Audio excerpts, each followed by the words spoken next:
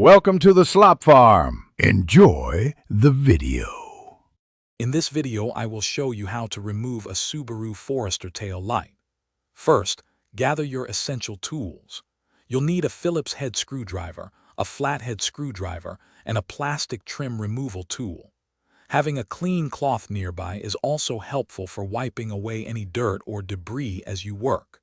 These simple items will make the removal process much smoother and prevent damage.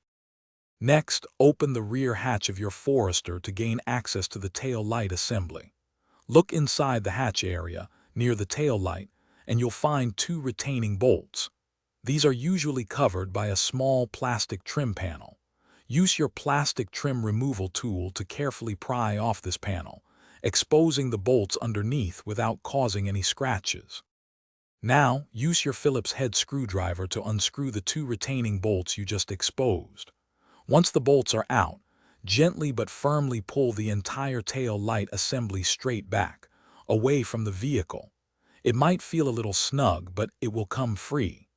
Finally, carefully disconnect the electrical connectors from each bulb socket by pressing the release tabs and pulling them apart. With the assembly free, you can now twist and pull out the individual bulb sockets if you need to replace a specific bulb. Before installing a new tail light or reinstalling the old one, take a moment to clean the surrounding area. To put everything back together, simply reverse these steps.